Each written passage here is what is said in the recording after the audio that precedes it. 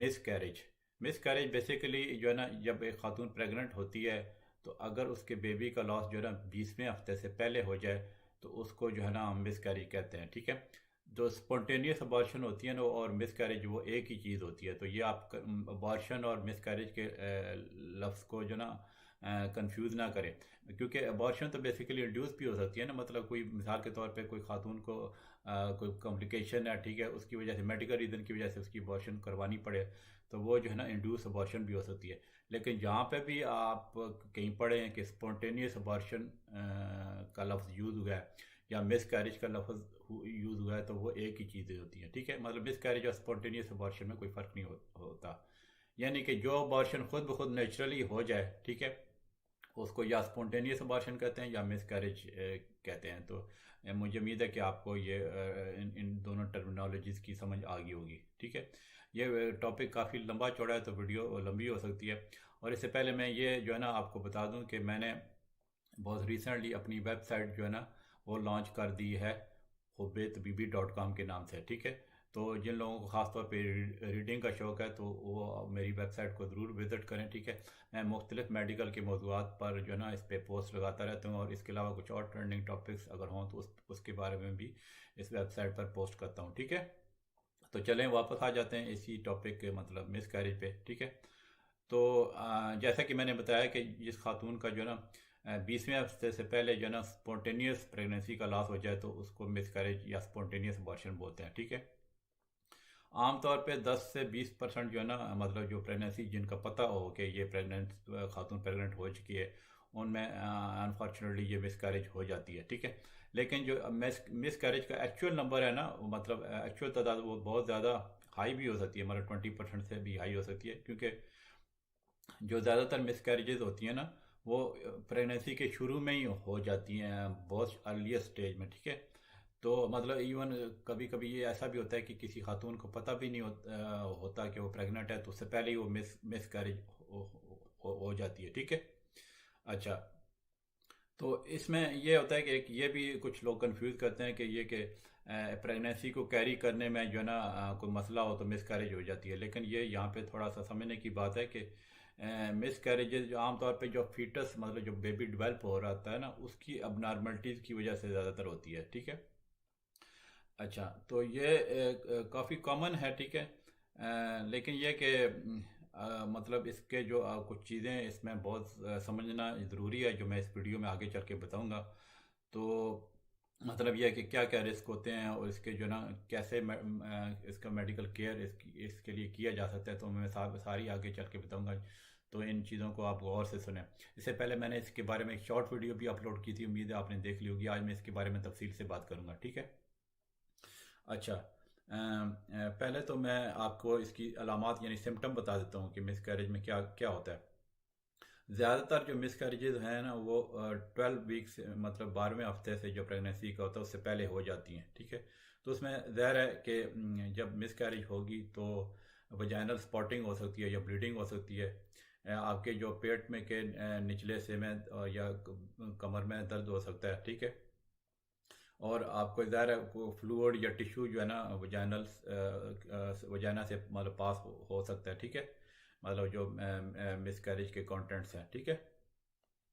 अगर तो आपको ऐसे कुछ आपका जो ना वो टिश्यू पास हो गया है, ठीक है, तो आप कोशिश करें कि उसको किसी क्लियर कंटेनर में रखें और आपके जो ना जो भी आपका डॉक्टर है जो आपका जो गायनिकोलॉजिस्ट जो आपका हेल्थ केयर मतलब प्रोवाइडर है उसके पास वो ले जाएं और उसको फिर एनालिसिस के लिए दिखाएं। ठीक है।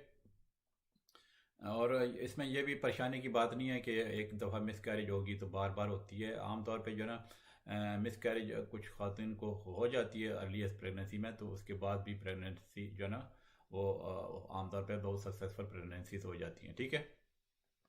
तो अब मैं इसकी जो ना आपको रीज़न मतलब कॉजेस बताऊंगा कि क्या क्या जो है ना वजूहत होती हैं जिसकी वजह से जो ना ये मिसकैरेज होती है। आमतौर पे जैसे मैंने शुरू में बताया मिसकैरेजेस ज़्यादातर होती हैं कि जब बच्चा जो है ना वो सही तरह डेवलप नहीं हो रहा मतलब जैसे एक्सपेक्टेशन होती है। और मतलब यह है कि उसमें जो 50% तकरीबन जो मिसकैरेजेस होती हैं उसमें जो बच्चे के जो क्रोमोसोम है उसमें वो प्रॉब्लम होती है, मतलब या एक्स्ट्रा होता है या फिर मिसिंग होता है। ठीक है। और जो क्रोमोसोम की जो प्रॉब्लम होती है ना वो जो है ना एक उसकी जो डेवलपमेंट में बाई चांस एरर की वजह से होती हैं, ठीक है। मतलब जब वो एम्ब्रियो की ग्रोथ होती है ना, तो उसके एक तरह के उसमें क्रोमोसोम में एरर आ जाती है बाई चांस, ठीक है। इसका ये मतलब नहीं है कि वो पेरेंट्स से वो जो है ना, वो जो है ना इनहेरिट की है मतलब प्रॉब्लम, ठीक है। तो फिर ये कि उसमें क्रोमोसोम की प्रॉब्लम की वजह से ब्लाइटेड ओवम हो सकता है। ब्लाइटेड ओवम का ये मतलब है कि जो एम्ब्रियो जो है ना, मतलब जो जिसके आगे वो बच्चा की ग्रोथ होती है वो बनता ही नहीं है, ठीक है। फिर यह कि जो बच्चे की यूट्रस के अंदर ही डेथ हो जाती है। उसमें यह होता है कि एम्ब्रियो बन जाता है, लेकिन यह कि बाद में उसकी डेवलपमेंट नहीं होती है, ठीक है। और प्रेगनेंसी के जो सारी सिम्टम ज़ाहिर होना शुरू होती है, उससे पहले ही वो जो है ना वो उसके बेबी की डेथ हो जाती है, ठीक है। फिर ये इसमें मोलार प्रेगनेंसी और पार्शियल मोलार प्रेगनेंसी भी हो सकती है। उसमें यह होता है कि जो मोलार प्रेगनेंसी में यह है कि जो क्रोमोसोम के जो दोनों सेट्स हैं वो फादर से आते हैं। और जो मोलार प्रेगनेंसी जो है ना, आमतौर पे जो है ना उसमें प्लेसेंटा की जो है ना अबनॉर्मल ग्रोथ हो जाती है, ठीक है। मतलब उसमें फीटस की डेवलपमेंट नहीं होती। फिर जो पार्शियल मोलर प्रेगनेंसी है वो ये ना कि उसमें मदर की तरफ से जो क्रोमोसोम आते हैं वो होते हैं, लेकिन जो है ना फादर की तरफ से जो क्रोमोसोम के दो सेट्स आ जाते हैं, ठीक है। और जो पार्शियल मोलर प्रेगनेंसी आमतौर पे जो ना प्लेसेंटा की भी एबनॉर्मलिटीज़ के साथ एसोसिएटेड होती है, और जो है ना इसमें एबनॉर्मल फीटस भी हो सकता है, ठीक है। ये बेसिकली जो मोलर और पार्शियल मोलर प्रेगनेंसी है ना, वो विजिबल मतलब बिल्कुल विजिबल कह रहा हूँ, वायबल प्रेगनेंसी वाला वो होती ही नहीं है बेसिकली। मतलब ये नहीं होता कि वो जो है ना मतलब वो सरवाइव कर सकें वो, क्योंकि बेसिकली वो प्लेसेंटा की अबनॉर्मलिटी होती है। और इसमें यह कि मोलर और पार्शियल प्रेगनेंसी में फिर यह कि थोड़ा बहुत प्लेसेंटा की कैंसरस चेंजेस का भी जो है ना वो रिस्क होता है, ठीक है।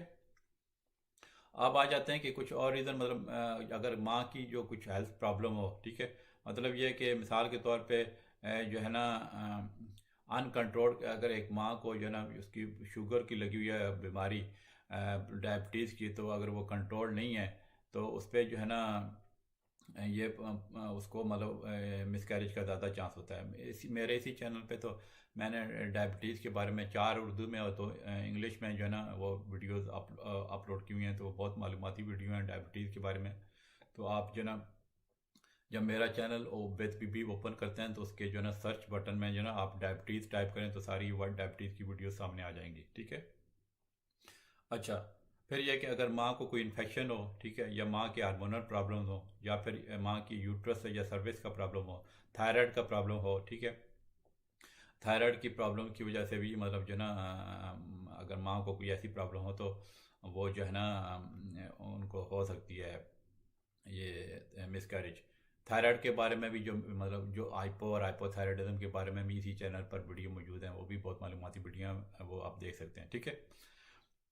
यहाँ पे फिर मैं आपको ये भी बता दूं कि कुछ लोगों के जहन में बैठा हुआ है कि जो है ना मिसाल के तौर पे बहुत ज़्यादा एक्सरसाइज करेंगे, या कुछ ख्वातीन जब प्रेग्नेंट होती हैं तो वो बस बिल्कुल वो ऐसे बेड पे लेट ही जाती हैं, ठीक है। तो ऐसा बिल्कुल नहीं करना चाहिए। एक्सरसाइज इवन जो है ना, अगर आप थोड़ी सी मतलब हाई इंटेंसिटी एक्टिविटीज़ भी करें ना, मिसाल के तौर पे जॉगिंग भी कर लें या साइकिलिंग भी करें, ठीक है, प्रेगनेंसी के दौरान, तो उससे वो बच्चे को कोई फ़र्क नहीं पड़ता। तो ये आप जहन से निकाल दें कि जी आप बस प्रेग्नेंट हो गई हैं तो आप बेड पे लेट जाएं, ठीक है। प्रेगनेंसी कोई बीमारी नहीं होती, ठीक है। फिर एक और बड़ा मिसकॉन्सेप्ट है काफ़ी लड़कियों की जहन में, जिनको इतनी वो पता नहीं है इन चीज़ों का, कि ये प्रेगनेंसी में जो है ना सेक्स नहीं करना चाहिए। सेक्स से कुछ फ़र्क नहीं पड़ता। जो है ना प्रेगनेंसी बिल्कुल जो है ना वो बिल्कुल नॉर्मल हो सकती है। तो ये आप मतलब है कि इस चीज़ में एहतियात करें, और ये ना हो कि मतलब आप अपने हस्बैंड को पीछे वो करें मतलब कि वो सेक्स ना करें, ठीक है। अच्छा, मतलब ये जो चीज़ें हैं ना जो मैं बता रहा हूँ, इसमें मतलब प्रेगनेंसी बिल्कुल वो उस पर कोई फ़र्क नहीं पड़ता। यानी एक्सरसाइज भी आप कर सकती हैं, सेक्सुअल इंटरकोर्स भी कर सकती हैं, ठीक है। फिर यह कि आप कोई जॉब करती हैं तो उससे भी कोई इतना वो नहीं होता। लेकिन यह कि अगर आप किसी ऐसी इंडस्ट्री में जिसमें केमिकल हो, ठीक है, या रेडिएशन का रिस्क हो, तो उस पर ज़रा वो फिर आप अपने डॉक्टर को बता दें, तो वो क्योंकि वो चीज़ें डेंजरस होती हैं। तो वैसे आप नॉर्मल कोई जॉब जॉब कर रही हैं तो उस पर कोई वो प्रेगनेंसी का वो रिस्क नहीं होता, ठीक है।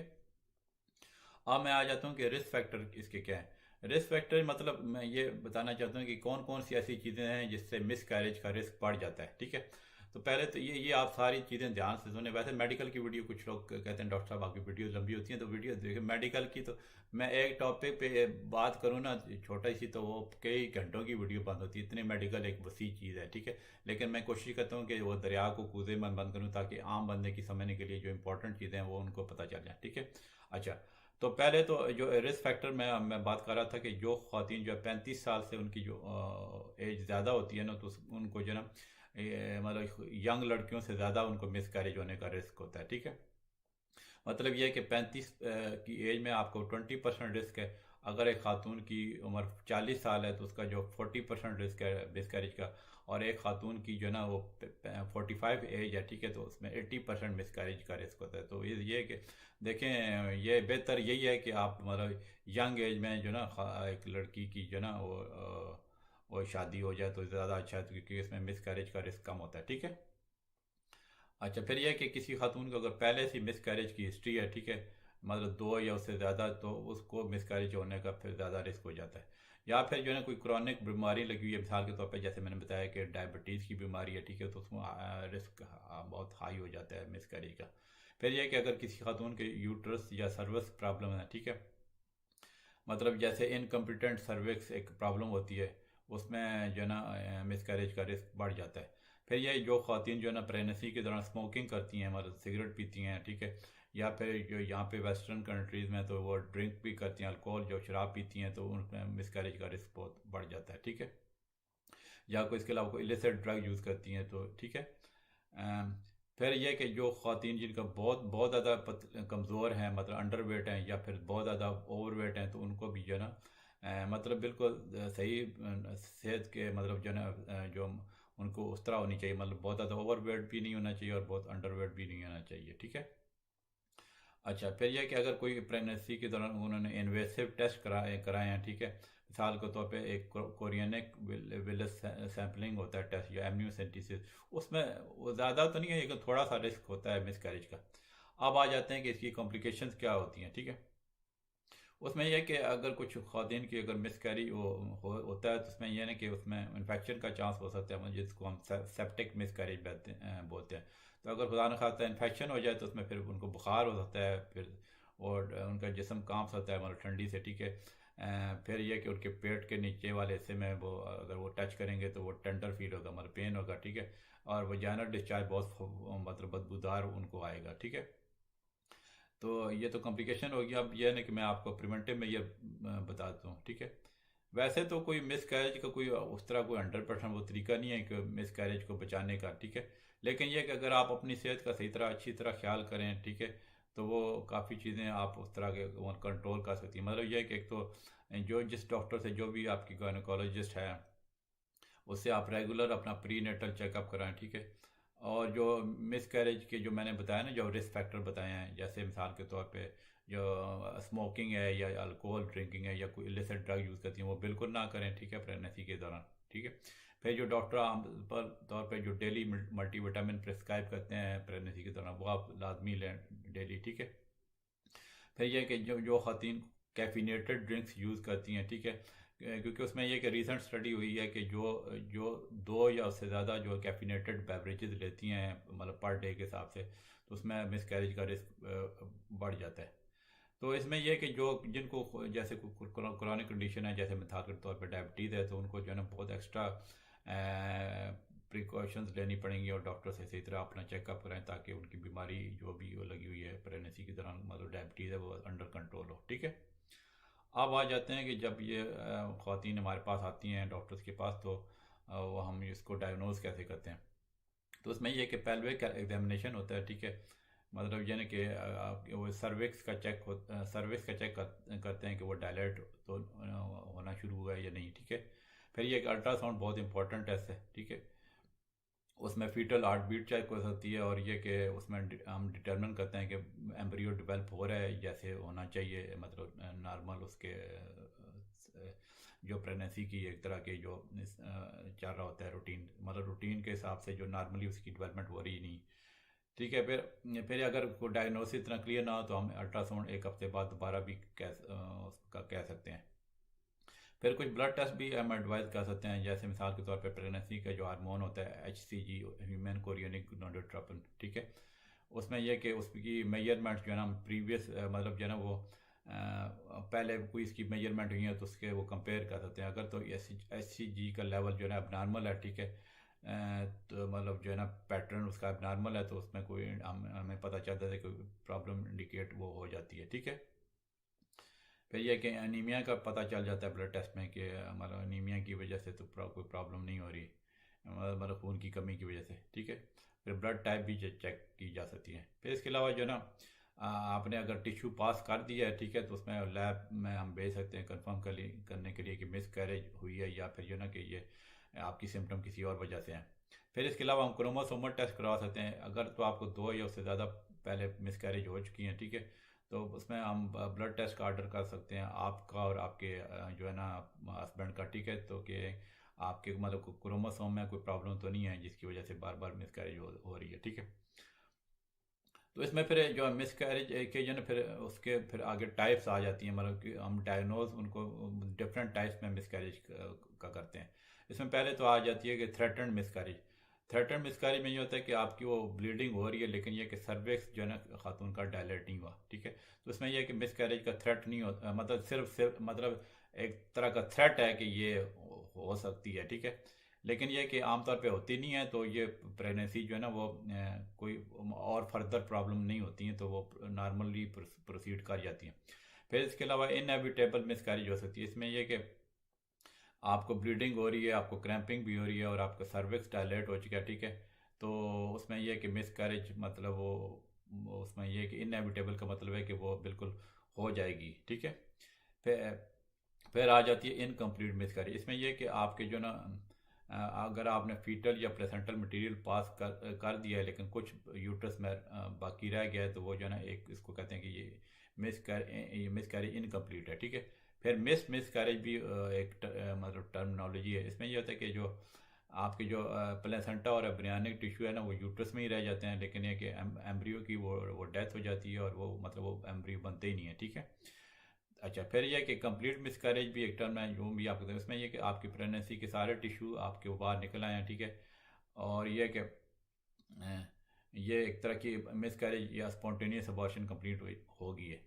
तो ये जो है ना आमतौर पे जो 12वें हफ्ते से पहले जो होती है ना मिसकैरेजेस, उसमें ये कंप्लीट मिसकैरेज आमतौर पे हो जाती है।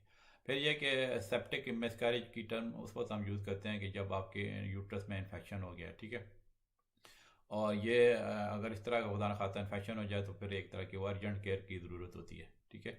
अब आ जाते हैं कि इसकी हम ट्रीटमेंट क्या कहते हैं। अगर तो सिंपल वो थ्रेटन्ड मिसकैरेज है, ठीक है, तो उसमें कोई डरने की बात नहीं होती। हम आमतौर पे कि हम पेशेंट्स को यही एडवाइस करते हैं कि जो ना आप थोड़ा रेस्ट करें ताकि आपकी ब्लीडिंग और पेन ख़त्म हो जाए, ठीक है। लेकिन ये कि इसका रेस्ट जो है ना इतना कोई 100% प्रूव नहीं हुआ कि वो मिस कैरेज को प्रिवेंट कर सकती है, ठीक है, लेकिन यह कि एक तरह की सेफ गार्ड मेजर है, मतलब थोड़ा रेस्ट का, ठीक है। फिर कुछ कुछ लड़कियों में हम जो अगर थ्रेटन मिस कैरेज हो जाए तो उसको हम जो है ना वो ये कह सकते हैं कि बहुत ज़्यादा एक्सरसाइज ना करें या सेक्स भी अवॉइड करें। वैसे तो इसको कोई ख़ास इतना असर नहीं होता, ठीक है, लेकिन ये कि थोड़ा सा रिस्क कम हो सकता है, लेकिन ये और फिर ये कि थोड़ा सा आपका कंफर्ट लेवल इससे जो है ना इम्प्रूव हो सकता है। अच्छा, फिर यह कि जो खातन किसी ट्रैवल कर रही हैं, अगर इस तरह की सिचुएशन हो थ्रेटन मिस करे तो हम अवॉइड उनको कहते हैं कि आप ट्रैवल ना करें, ख़ासतौर पे ऐसी जगह जहाँ पे इतना हेल्थ केयर सिस्टम वो ठीक नहीं है, मतलब किसी ऐसे दूर दराज इलाके में ना जाएं, ठीक है। अच्छा, ये तो थ्रेटन मिस कैरेज की मैंने मैनेजमेंट आपको बता दी। अब मैं जो मिस कैरेज जो है ना बाकी होती हैं उसकी मैं बताता हूँ, ठीक है। तो उसमें ये होता है कि जब अल्ट्रासाउंड हम करते हैं तो आमतौर पे बड़ा इजीली पता चल जाता है कि एम्ब्रियो जो है ना वो उसकी एम्ब्रियो बना था, उसकी डेथ हो गई है या फिर बना ही वो नहीं था, ठीक है। तो दोनों सूरतों में ये ना कि वो मतलब अगर एम्ब्रियो बना ही नहीं है या फिर एम्ब्रियो की डेथ हो गई है तो उसका पता वो एक तरह का इसका ये मतलब है कि मिस कैरेज वो डेफिनेटली होगी, ठीक है। तो उसमें मिस कैरेज जब डेफिनेटली होने का वो चांस होता है तो उसमें फिर उसकी फिर आगे मैनेजमेंट वो मैं आपको बता देता हूँ। उसमें ये एक तो पहले एक एक्सपेक्टेंट मैनेजमेंट। अगर एक्सपेक्टेड मैनेजमेंट ये होती है कि अगर तो आपको इन्फेक्शन का कोई साइन नहीं है, ठीक है, तो हम ये आपको एडवाइस कर सकते हैं कि आप बिल्कुल काम एंड कूल रहें, तो कि आपकी आपकी मिसकैरेज नेचुरली हो जाएगी, ठीक है। आमतौर पे जो है ना, जब हमें पता चलता है अल्ट्रासाउंड पे कि एम्ब्रियो की डेथ हो चुकी है, तो आमतौर पे 2-3 हफ्ते में, या कभी कभी कुछ केस में 3-4 हफ्ते लग जाते हैं, उसमें वो खुद वो जो है ना वो मिसकैरेज हो जाती है। तो उन उन 3-4 हफ्तों में आप थोड़ा काम पर रहना चाहिए, क्योंकि तरह थोड़ा इमोशनली डिफ़िकल्ट हो जाता है।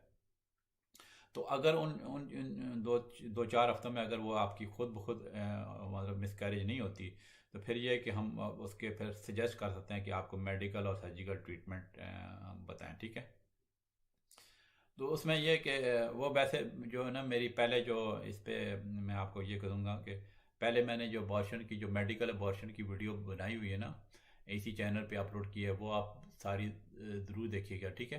क्योंकि उसमें बेसिकली जो मेडिकल मैनेजमेंट क्या होती है, सर्जिकल मैनेजमेंट क्या होती है, उसकी मैं तफसील मैंने पूरी बताई हुई है, ठीक है। अच्छा, तो चलें थोड़ी सी मैं आपको यहाँ पे भी बता दूँ। मेडिकल ट्रीटमेंट ये है कि अगर आपको हम मतलब डायग्नोज कर दें कि प्रेगनेंसी लॉस हुई है, ठीक है, तो उसमें यह कि स्पीड अप प्रोसेस कर सकते हैं, मतलब उसका कि मतलब मेडिकेशन दे के ना, कि ताकि जो प्रेगनेंसी के टिश्यूज या प्लेसेंटा वो बाहर निकल आए।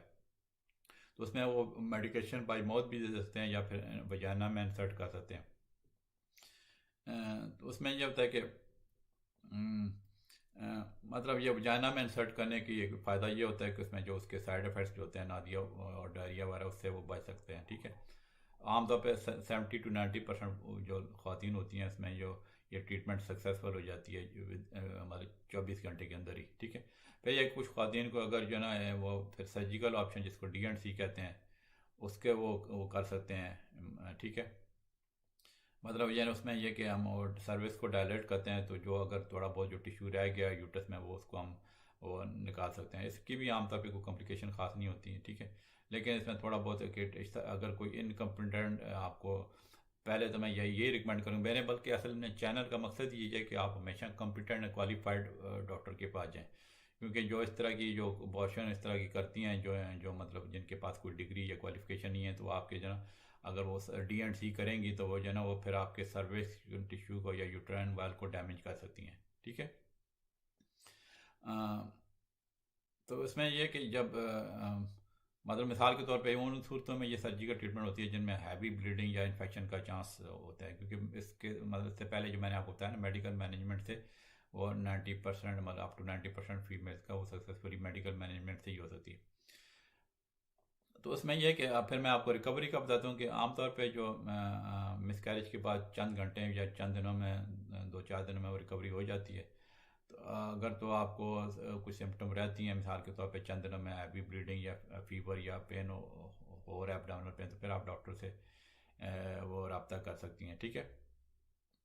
तो इसमें यह है कि फिर यह कि कुछ ख़वातीन हमसे पूछते हैं कि फिर बाद में नेक्स्ट नेक्स्ट प्रेगनेंसी कब हो सकती है। तो इसमें यह है कि जो इवन मिस कैरेज के बाद आप 2 हफ्ते के अंदर भी आपको ओवुलेशन हो सकती है। तो ये आप घबराने की नहीं बात होती कि जो आपकी नई प्रेगनेंसी जो है ना वो लेट हो जाएगी, ठीक है। 2 हफ्ते के बाद ही आप ओवुलेट कर सकते हैं। तो ओवुलेशन का मतलब है कि जिस दिन लड़की से ओवर रिलीज मतलब एग रिलीज होता है, और उसी दिन या उसी के चंद दिनों के मतलब मिसाल के तौर पे 1 तारीख को वो ओवुलेट करती हैं। और अ, अगर पहली से 3 दिन बाद, या पहली तारीख से 3 दिन पहले मिसाल के तौर पे अगर उनके हस्बैंड के साथ सेक्स होता है, तो वो जो है ना वो बच्चा होने का चांस होता है। तो ये घबराए नहीं है, ठीक है। मतलब मिसकैरेज होने के 2 हफ्ते बाद जो है ना ओवुलेशन हो सकती है, ठीक है। फिर यह कि अगर वो खातून पे डिपेंड करता है, अगर कोई मिसकैरेज के बाद अगर कंट्रासेप्शन यूज़ करना चाहती है, क्योंकि अगर उसको लगता है कि वो बाद में कुछ अरसे बाद प्रेगनेंसी चाहती है, तो वो जो है ना वो अ, मतलब जो है कि वो यूज़ कर सकती है। तो वैसे ये कि हम बेहतर एडवाइस करते हैं कि मिस कैरेज के 2 हफ्ते के अंदर जो ना आप जो ना कोई अपने वजाइना में टैम्पून वगैरह यूज़ ना करें, या फिर जन 2 हफ्ते के लिए मिस कैरेज के 2 हफ्ते तक ना आप सेक्सुअल इंटरकोर्स आप अवॉइड करें, ठीक है। फिर यह फ्यूचर प्रेगनेंसी का, जैसे मैंने बताया कि जब नया मेंस्ट्रुअल साइकिल उनका स्टार्ट हो सकता है, तो वो जो है ना उनको मतलब वो अगर दोनों पार्टनर प्रेगनेंसी की अटैम्प्ट करते हैं तो वो जो है ना इमोशनली या फिजिकली रेडी होनी चाहिए, ठीक है। तो इसमें वो आप फ्यूचर प्रेगनेंसी का वो ये नहीं होता कि बड़े लंबे अरसे बाद होगी, जैसे मैंने पहले बताया। तो अगर तो अबॉर्शन आमतौर पे एक खातून को एक ही बार आमतौर पे वो अक्रेंस होती है, ठीक है। तो जो है ना आमतौर पे 5% से कम खातन जिनको दो से ज़्यादा मिसकैरेजेस होती हैं, ठीक है। और सिर्फ 1% खातन ऐसी होती हैं जिनको तीन या से ज़्यादा की मिसकैरेजेस होती हैं, ठीक है। तो ये आप घबराने की बात नहीं है कि मिसकैरेज होगी तो आगे पता नहीं क्या होगा, ठीक है। अच्छा, तो ये थी जनाब मेरी वीडियो इसके मिसकैरेज के मतलब। उम्मीद है आपको ये वीडियो पसंद आई होगी। अगर इसके बारे में कोई क्वेश्चन है तो ज़रूर वीडियो के कमेंट सेक्शन में पोस्ट करें।